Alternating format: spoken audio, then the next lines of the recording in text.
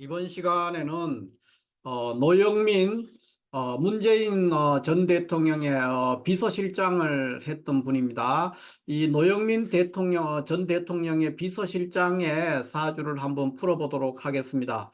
이 노영민 문재인 전 대통령의 비서실장 사주를 오늘 제가 풀어보려고 하는 이유는 이제 금년 4월이면은 국회의원 총선을 하죠. 이 4월 총선을 앞두고 많은 분들이 이제 여기저기서 출마 선언을 하고 또 아주 옛날에 뭐 잊혀져 있던 분들도 다시 나오는 경향도 있고 뭐 이런 일들이 굉장히 뭐 많이 있죠, 지금. 그런데 이제 그 중에 한 분이 지금 노영민 문재인 대통령 비서실장과 임종석 대통령 비서실장이죠. 이 두 분이 지금 이 두 분도 그동안에 잠잠하게 있다가 이제 또 국회의원 출마를 하려고 하는 것 같아요. 그래서 그러한 조짐이 있어서 여기저기서 뭐 찬반 의견들이 분분한데 이 명리적인 측면에서 노영민 문재인 전 대통령 비서실장의 갑진년 운세가 어떻게 되느냐 하는 것에 대해서 이분의 사주가 현재 정확하진 않습니다. 시주가 없습니다. 없지만은 요까지는 생일까지는 맞다고 봤을 때 요것으로 가늠을 해봤을 때 갑진년 운세가 어떻게 되는가 하는 것에 대해서 한번 간략하게 살펴보도록 하겠습니다. 자, 먼저 그 전에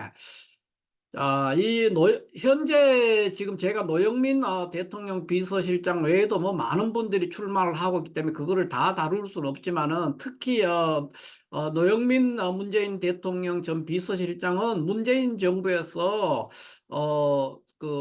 아주 고위직이었죠. 그러니까 대통령의 비서실장이었기 때문에 거의 총리급의 어떤 실질적으로 장관급이지만은 총리급의 어떤 영향력 또는 그 이상의 어떤 영향력을 가지고 있었던 사람이란 말이에요. 국정에 대해서 막강한 힘을 발휘할 수 있는 그런 자리에 2019년부터 20년 말까지 있었으니까 거의 2년을 있었어요. 2년간 대통령 비서실장으로 재임을 했습니다.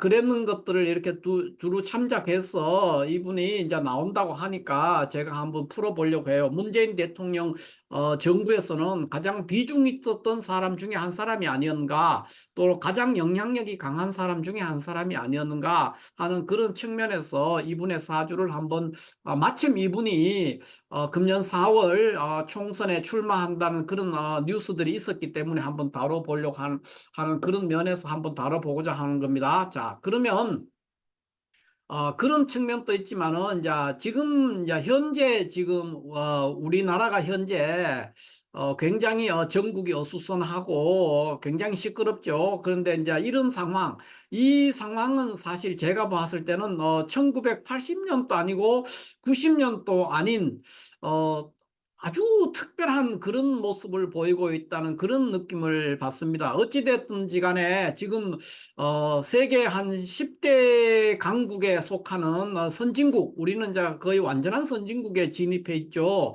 선진국에 진입해 있는 나라의 정치 체제라든가 정치하는 모습과는 완전히 다른, 그렇다고 1980년이나 90년도 아니면서도 여러 가지가 좀 복잡한 마음이 들게 하는 그런 현상이 굉장히 많습니다.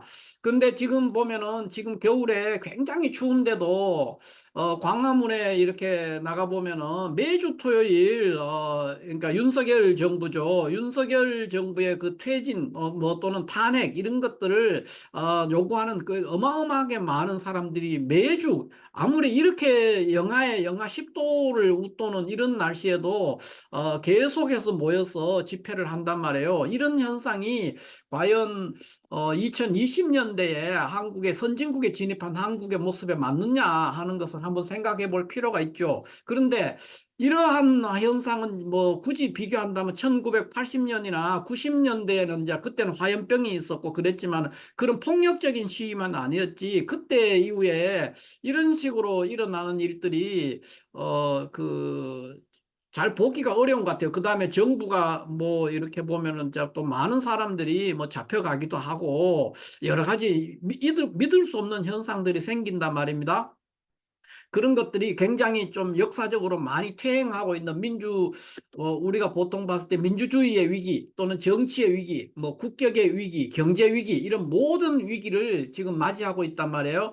우리가 그 모든 다방면에 있어서 현재 위기를 맞이하고 있는데, 이것에 대해서 이제 많은 분들이 윤석열 정부의 무능과 또 윤석열 대통령에 대해서 비난을 가하고 있습니다. 그래서 그거는 그거대로 일리가 있을 것이고, 뭐 그거에 대해서 제가 뭐라고 말하고 싶지는 않아요. 그런데 이러한 현상을 초래하게 된 1차적인 동인이 되었던 사람이 누구냐 했을 때, 저는 서슴없이 말할 수 있어요. 문재인 대통령이 그렇게 했다. 저는 그렇게 봅니다. 이분이, 저는 한국 현대사에 있어서 여러 박정희 대통령부터 시작해가지고만 따져도 굉장히 많은 대통령이 우리를 경험했죠. 우리가 많은 대통령을. 근데 그 중에서 제가 바라봤을 때 이 문재인 대통령은 그 많은 대통령들 중에서 가장 무능하고, 그다음에 가장 얍삽하고, 가장 무책임하고, 가장 이기적인, 또는 자신의 임무가 뭔지도 모르는 무능한 그런 대통령이 아닌가, 무책임한 대통령이 아니었는가, 이런 생각을 한번 해봅니다. 왜 그러냐? 지금 우리가 문재인 대통령을 하고 윤석열 대통령을 이렇게 동일선상에 두고 한번 비교를 해보면은, 어, 무슨 차이가 있냐? 저는 동전의 앞뒷면처럼 이 두 분이 똑같다고 보여져요. 왜 그러냐? 문재인 대통령은, 어, 자기가 마땅히 해야 될 일들을 아랫 사람에게 미루고 일을 전혀 안 했어요. 그냥 자기만 이제 인기 좋게 해가지고 그렇게 해서 좋은 게 좋은 식으로 해서 살았던 사람이죠. 그래서 어, 이 사람을 믿고 앞에 앞장서서 뭔가를 하려고 했던 사람들이 다 지금 뭐 깜빵에 가거나 고초를 엄청나게 겪고 있단 말이에요. 그러니까 자신의 할 일들, 자신이 반드시 권한을 행사해서 뭔가 해야 될 일들을 전혀 수수방관하고 안 했던, 어떻게 보면은 민주당을 지지했던 사람들이라면 그 사람들 입장에서 보면은 제1의 적이고 배신자가 문재인 대통령이다, 이렇게 볼 수도 있겠습니다. 그런데 윤석열 대통령은 또 반대예요. 그러니까 자신의 권한 밖의 일들에 대해서 어마어마하게 힘을 발휘하는 것 같아요. 그러니까 자기의 권한이 이만큼이라면 이만큼을 권한이나 권력을 행사하고 있다. 권력이 아니라 권한이겠죠. 권한을 자기가 부여받은 권한을 넘어서는 어떤 권한을 행사하고 있는 그런 느낌을 받습니다. 그러나 문재인 대통령은 자기의 권한을 이만큼 받았으면 요것만큼밖에 하지를 않았어요. 그러니까 아무것도 안 했는 사람이죠. 그러니까 문재인 대통령 정부가 뭐 굉장히 청렴했다든가 이런 것보다도 문재인 대통령 정부하에 있는 사람 중에 많은, 탈탈 털려서 많은 조사를 받은데도 의외로 깜빵에 간 사람들이 많지가 않습니다. 그거는 왜 그러냐? 그만큼 아무 일도 안 했다는 뜻도 됩니다. 그것이. 그러니까 아무 일도 안 했으니까 잡혀가는 사람도 없죠. 그런 식으로 저는 가끔씩 할 때 과연 청렴했을까? 그런 것보다는 무능했기 때문에, 또는 아무 일도 안 했기 때문에 그런 일이 생기지 않았나, 이렇게 봅니다. 그리고 지금의 이 현재 윤석열 정부 탄생에 있어서 어, 1등 공신, 그 1등 공신이 바로 문재인 대통령의 무능함과 자기 권한, 또는 자기가 마땅히 해야 될 일들, 그런 일들을 게을리한 그 결과로 지금 이 한겨울에 수많은 사람들이 지금 길거리에서 매주 토요일 집회를 하고 고생을 하고 있단 말이에요. 그거에 대해서 문재인 대통령이 아무런 뭐 의견 표명도 없을 뿐더러, 그거는 그렇다 치고요. 예를 들면은 뭐 야당 대표가 뭐 목에 칼을 맞고 까딱하면은 죽을 뻔했죠. 그런 상황에서도 한마디 의견 표현을 제가 했다는 얘기를 뭐 했는지는 모르겠습니다. 저는 제대로 그거 들은 바가 없어요. 예, 그런 건데 이 문재인 대통령이 얼마나 한심하고 무책임하고 얍삽하고 어, 참 이게 어떻게 보면 철면피 같은 사람인데, 제가 왜 이런 표현을 하느냐 하면은, 작년 여름 같은 경우에도 자기의 부하들 중에서 많은 사람이 수사를 받고, 불려다니고, 고생을 많이 했지 않습니까? 그런 와중에 이 사람은 평산인가 하는 동네, 시골 동네에서 무슨 책방 한다고 그래요, 책방. 지금 이런 짓거리를 하고 있어야 되는 거예요. 이분이 지금 길거리에 나와서 집회를 해도, 적어도 다른 사람은 몰라도 이 사람은 그 집회하는데 제일 앞장서 가지고 해야 될 사람이에요. 다른 사람들은 생업이 있으니까 안 할 수도 있는데, 그 많은 사람들이 그 매주 토요일 날에 남녀노소 없이 진짜 광화문에 나가면은 매주 토요일 많은 사람이 몰려 있단 말이에요. 그런 걸 할 때 자기는 천하태평처럼 남의 일처럼 하면서 시골에서 책방 한다고 앉아 있어요. 이게 제정신인 사람인지, 제가 항상 작년 여름부터 가을 내내 그런 생각이 많이 들었어요. 이만큼 이 사람은 남의 고통이나 아픔 또는 자기의 행동으로 인해서 초래된 결과가 뭔지에 대해서 생각을 안 하는 사람이 문재인 대통령이 아닌가, 이런 생각을 합니다. 그리고 지금 이 상황, 우리가 보통 지금을 굉장히 여러 가지 위기라고 합니다. 경제 위기, 첫 번째 경제 위기가 있고, 또 국격의 위기, 정치의 위기죠. 또 민주주의의 위기죠. 이런 여러 가지 위기들, 이런 여러 가지 위기, 또 외교에서도 위기가 있습니다. 외교, 국방, 그죠?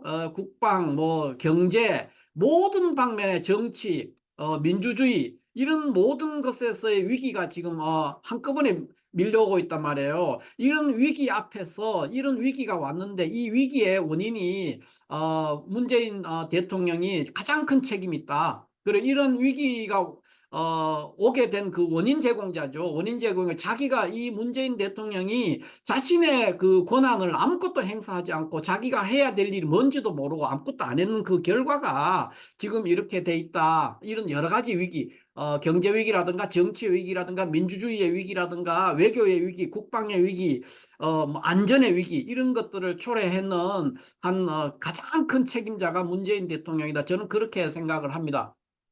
자, 그렇다면은 과연 문재인 대통령 정부에서 고위 공직을 역임했던 사람들, 문재인 대통령은 당연히 책임이 가장 크고요. 시골에서 제가 가장 저도 사실 열받았는데, 시골에서 책방을 하고 앉아 있다는 거예요. 그리고 자기 집 앞에 집회하는 사람들이 와서 좀 시끄럽게 하는 그거는 참을 수 없었고, 그러면 지금 땡볕에서 또는 한겨울에 집회를 하는 사람들, 또는 이 사람의 무능함으로 인해서 깜빵에 가 있는 사람들, 그런 사람들의 고통에 대해서는 생각을 안 하는 거예요. 자기는 조금, 자기 손톱 밑에 있는 작은 가시도 견딜 수 없는 거죠. 그러면서 남의 고통에서 눈 감고 있는 사람. 또 그러한 모든 현상, 지금의 이 위기들을, 여러 가지 경제 위기, 민주주의의 위기, 정치 위기, 외교의 위기, 국방의 위기, 이러한 위기들이 왔는 것에 대한 장본인으로서 그거를 초래한 사람이죠. 자기가 자기 일을 하지 않음으로 인해서 문재인 대통령이 자기에게 주어진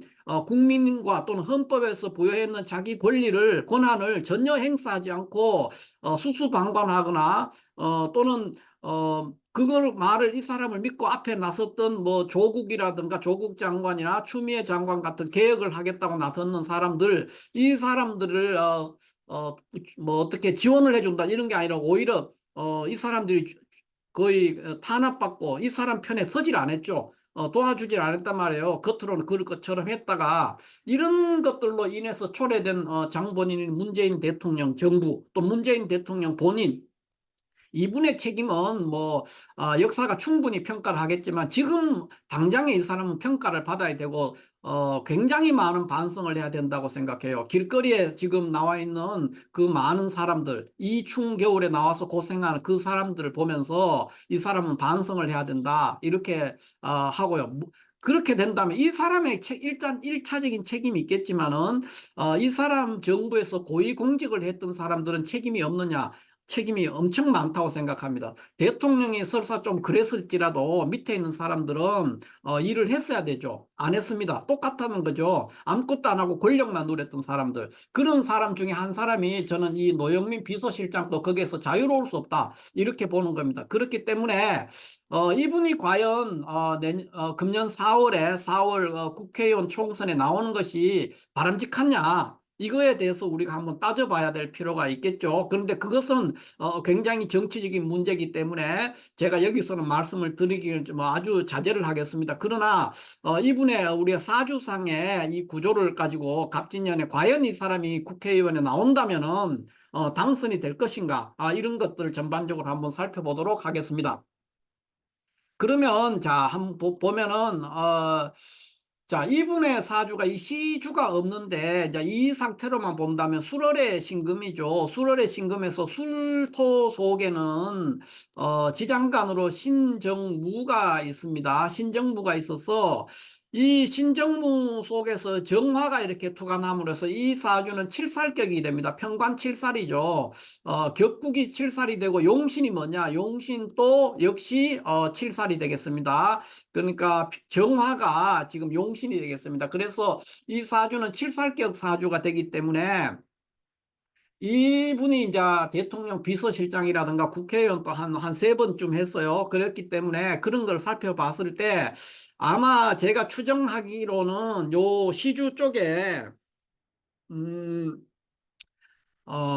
여기 임수나 개수가 있어야 됩니다. 임수나 개수. 그렇게 되려면은 이제 개사시라든가 또는 임진시, 그러니까 아침에 8시에서 10시, 그 무렵에 출생을 하는 것이 가장 이 사람의 삶의 모습과 비슷하지 않을까 이렇게 봅니다. 그러니까 어 지금으로 치면 아침 7시 30분부터 어 11시 30분까지죠. 7시 30분에서 11시 30분 사이에 출생했을 가능성이 가장 높고, 그러니까 그렇게 되면은 출생시가 임진이나 개사시가 되겠습니다. 개사시가 될 것이고, 그렇게 되면은 칠살격이 임계수를 보니까 우리가 보통 말하는 칠살 식재격이 성립됩니다. 칠살 식재격으로서 일간도 지금 사유합해서 경금이 투관되어 있는 상태이기 때문에 일간도 강하고 용신도 강하고 임계수는 만약에 임진 같으면은 그렇게 약하지가 않죠. 통근돼 있기 때문에 그런 것으로 대체적으로 이제 삼자 균정한 그런 상태가 돼서 어, 어, 되기 때문에 대통령 비서실장까지 가지 않았을까 하는 생각을 해보기 때문에 아침 임진이나 개사시가 될 거, 그것이 아니라면은 대체적으로 이제 저녁 시간에 여기 이제 올 수 있는 글자가 무기토가 와야 되거든요. 여기에 오는 글자가 무토나 기토가 와야 되니까 뭐 무술시라든가 저녁 9시죠. 9시 전후. 기해시니까 이제 그 후에 밤 11시까지 저녁 시간, 늦은 저녁이죠. 늦은 저녁 시간에 출생했는 사람. 그러니까 무술시나 기해시가 되면은 살용 인수격 또는 인수용살격을 이루기 때문에 어느 정도 귀격으로 성립될 수 있다. 이렇게 보기 때문에 이 사람은 아침 시간 아니면 늦은 저녁 시간에 출생했을 가능성이 높다 이렇게 봅니다. 그러나 지금 뭐 여기에 있는 정보는 전혀 없는 상태니까 이것만으로 일단 한번 판단을 해보도록 하겠습니다. 그러면 이제 원사주는 술월의 신금으로서 정화가 투관되어 있어서 칠살격인데, 칠살격은 반드시 칠살은 제복해야 되기 때문에 여기에 임계수 식상이 있는 것이 가장 좋고, 두 번째는 무기토가 있는데 무기토 중에서 무토가 있는 것이 좋습니다. 기토가 있으면은 그보다는 훨씬 더 못한 사주가 되겠습니다. 그래서 무토가 있을 수가 있고 임계수가 있는 것이 가장 좋다. 그렇게 바라보는 겁니다. 그래야만이 칠살 식재격이라든가 쌀용 인수격을 이루기 때문에 귀격으로 귀결돼서 대통령 비서실장이라든가 국회의원을 한 3선쯤 해본다든가 하는 그런 기회를 맞이할 수 있고 발복할 수 있다. 이렇게 보여지는 것이죠. 그런데 현재 이분의 사주를 볼 것 같으면 어쨌든 칠살격의 현 상태로는 칠살이 제복되지 않는 상태, 시주의 그러니까 임계수나 무기토가 있다면 제복이 돼서 성공을 하는 거고요. 그래서 그런 상태입니다. 그래서 어쨌든 요 상태라면은 현재 있는 대운이 갑진대운이 돼요. 갑진대운이 되면은 폐가 납니다. 그러니까 재성이 오는 거죠. 갑진대운에 갑목이 오면 칠살격의 재를 보니까 재생살로 폐가 납니다. 그래서 발복할 수가 없어요.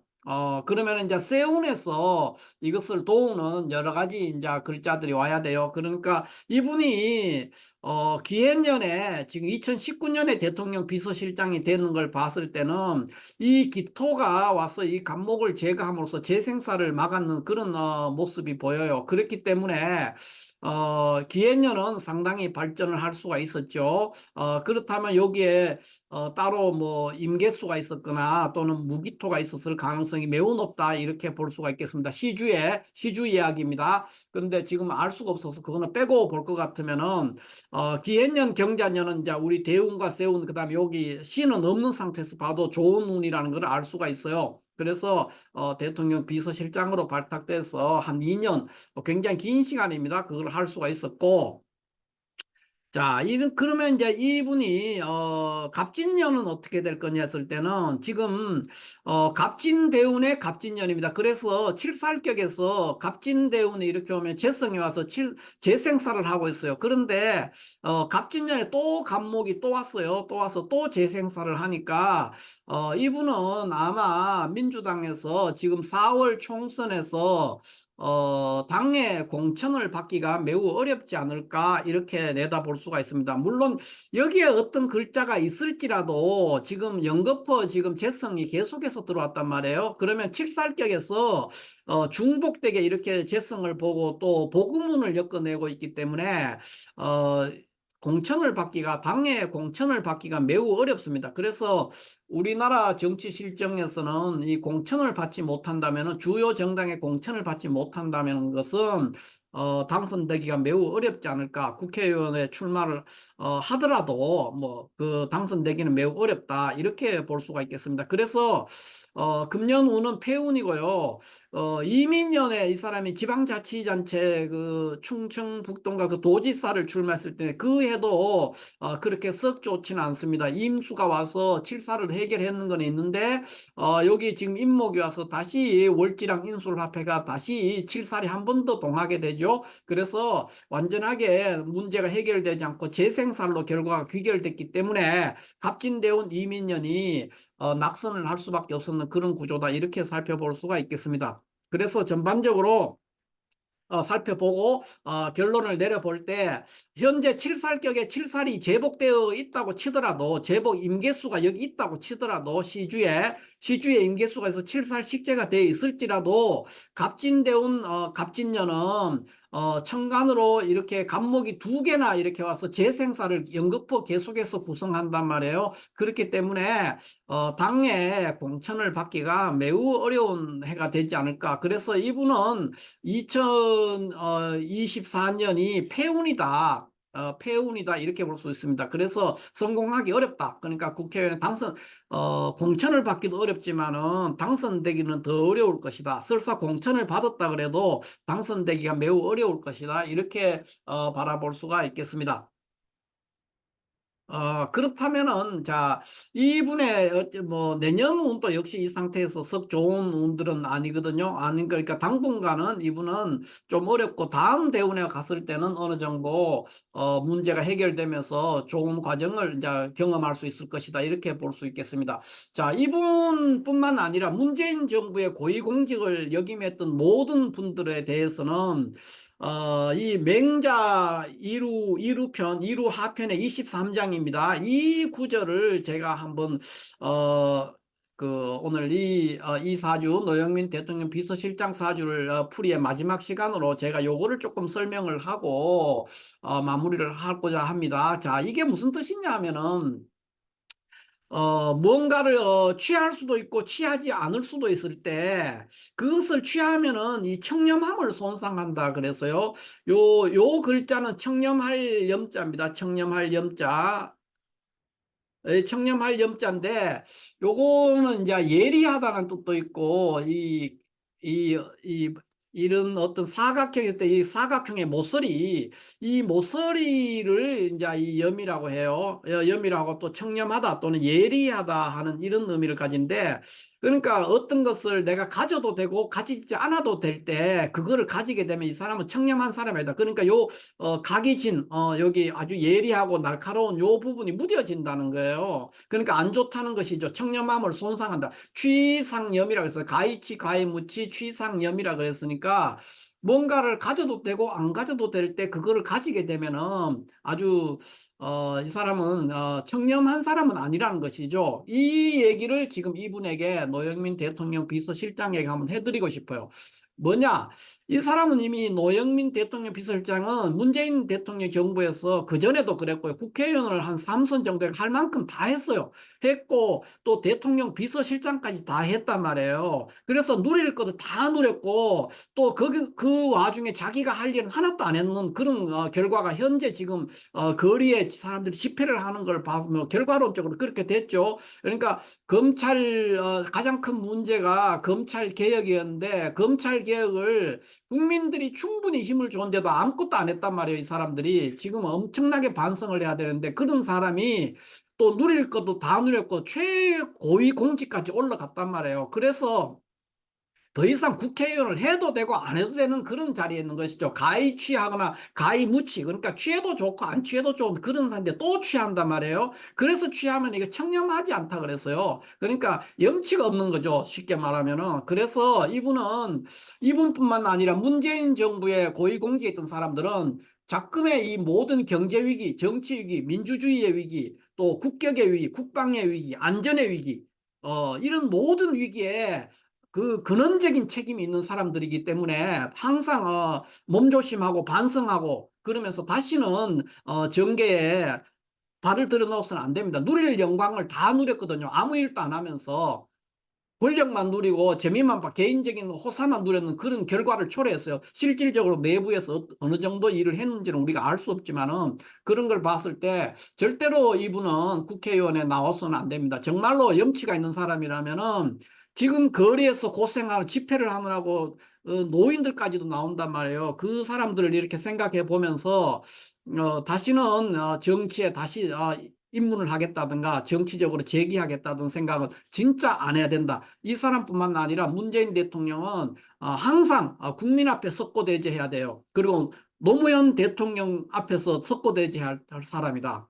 자기의 권한이나 자기의 일이 뭔지도 모르고 아무 일도 안 하고 자기 권한을 전혀 행사하지 않는 사람이에요.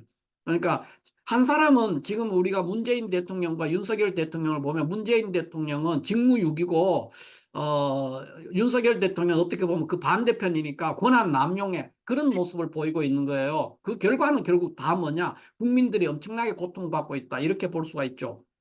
그래서 이분뿐만 아닙니다. 노영민 문재인 대통령 비서실장뿐만 아니라 문재인 정부에서 고위공직을 역임했던 사람은 절대로 이번 4월 총선에서는 나오면 안 된다. 저는 그렇게 보고 있고 참고로 될 만한 구절로 맹자 2루 하편 23장에 있는 가이치 가이무치 취상염 그랬어요.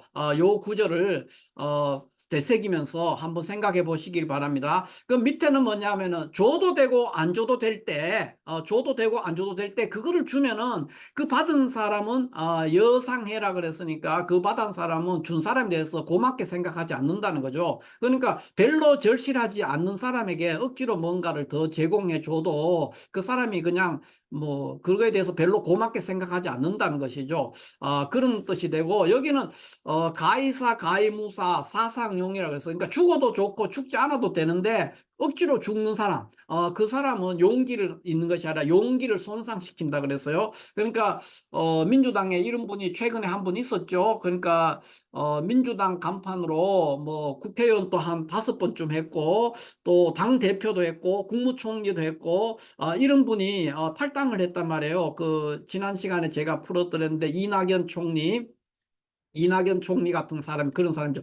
죽어도 되고 죽지 않아도 되는데 굳이 나가서 하는 거는 그런 이런 사상용에 해당되죠. 그러니까 용기를 손상, 쓸데없는 짓을 한 거죠. 가만히 안에 있어도 되고 이미 누릴 영광 다 누렸고 뭐 나가나 들어오나 차라리 있었으면은 안에 민주당 안에 있는 것이 언젠가는 좀 긴 시간이 걸릴지 모르지만은 백이종군하는 그런 모습도 보이고 이렇게 하면서 기회가 또 올 수 있는데 이제 저렇게 나갔으니까 뭐 본인은 그것이 올바른 선택이라고 생각하겠지만 저는 바로 이런 케이스라고 봐요. 죽어도 되고 안 죽어도 될 때 억지로 죽은 사람이죠. 그래서 가이사 가이무사 사상용에 해당되는 것이 이낙연 총리고 전 총리고 그다음에 가이치 취해도 좋고 취하지 않아도 좋은데 억지로 더 취하면은 청렴함을 손상시킨다는 것은 바로 문재인 대통령 정부의 고위공직을 했던 모든 사람에게 이것이 해당이 된다. 뭔 더 영광이 있겠습니까? 국회의원도 여러 번 했고 대통령 비서실장까지 그것도 뭐 몇 달도 아니고 2년간 했단 말이에요. 그런 사람이 또 국회의원을 하러 나오겠다. 그런데 뭐 그러면 자기가 재임 중에 일을 엄청나게 잘해서 공이 있느냐? 그게 아니단 말이에요. 역사를 엄청나게 퇴행시키는데 일조를 했고 이 문재인 대통령 이런 사람들 개혁하겠다는 말을 곧이곧대로 듣고 순진하게 나섰던 그 추미애 장관이라든가 조국 장관 같은 사람이 이 사람, 이 문재인 대통령 이런 사람의 말을 진짜라고 믿은 거죠. 되게 순진한 사람들이죠. 그래, 정말로 개혁을 하려고, 검찰 개혁을 하려고 나섰다가, 뒤에서 쏘는 총에 맞아 죽은 사람들이죠. 쉽게 말해서. 뒤통수에 총을 맞아 죽은 사람들이에요. 이런 것들을 할 때 노영민 비서실장이 과연 도와줬느냐? 저는 도와주지 않았다고 봐요. 오히려 방해를 했지 않는가? 이런 것들을 바라봤을 때 이런 분들은 절대로 이분이 뭐 어느 당에 소속되든 관계없습니다. 지금의 이 위기, 대한민국의 위기에 일조를 했다. 그러니까 지금의 대한민국의 위기가 뭐냐? 경제 위기, 민주주의의 위기, 정치 위기, 또 국격의 위기, 그다음에 안전의 위기가 있죠. 이러한 여러 가지 모든 국방의 위기, 이러한 위기들을 초래하는 데 있어서 일조를 했는 사람들이죠. 그렇기 때문에 이 사람들은 나오면은 뭐 당선 뭐 이런 거 뭐 떠나서 이건 도리가 아니다. 저는 그렇게 봅니다. 그래서 마침 이분이 나온다는 뉴스가 있어서 제가 풀어봤을 때 갑진대원 갑진년에 칠살격이기 때문에 중살 제격이 중재를 만납니다. 간목을 여러 연거푸 만나기 때문에 재생살로 설사 여기에 뭐 기토가 있거나 이렇게 해도 안 됩니다. 기토가 있어도 간목이 두 개 나왔기 때문에 재생살을 피할 수가 없어요. 그래서 이분은 4월에 금년 4월에 총선에서 공천을 받기도 어려울 것이다. 저는 그렇게 봅니다. 그래서 그 이전에 이런 분들은 문재인 정부의 고위공직에 있던 모든 사람들은 취해도 좋고 취하지 않아도 좋아할 정도. 그러니까 모든 영광을 다 누렸다는 겁니다. 모든 영광을 다 누렸고 업적은 쥐꼬리만 하고 그런 상태에서 또 나온다는 것은 청렴함을 손상한 거예요. 그러니까 마지막 그 자신들이 가지고 있는 순수한 마음조차도 설사 속마음은 순수하게 하려고 했는데 결과가 안 됐을 수도 있잖아요. 그런데 그런 것조차도 손상시키는 거예요. 그런 결과가 되니까 뭐 여기 이 사주를 봤을 때는 뭐 공천도 못 받을 것 같지만 본인들이 문재인 대통령 전 대통령을 비롯해서 고위공직자들은 무구망론하고 반성해야 된다. 저는 그렇게 봅니다. 자, 이렇게 해서 오늘은 노영민 문재인 대통령의 전 비서실장, 문재인 전 대통령의 비서실장인 노영민 씨, 이 노영민 씨가 이제 금년 4월에 국회의원에 출마한다고 하는 뉴스가 있어서 제가 한번 풀어봤는데 2024년 운세, 노영민 문재인 전 대통령 비서실장의 2024년 운세에 대해서 한번 풀어봤습니다. 감사합니다.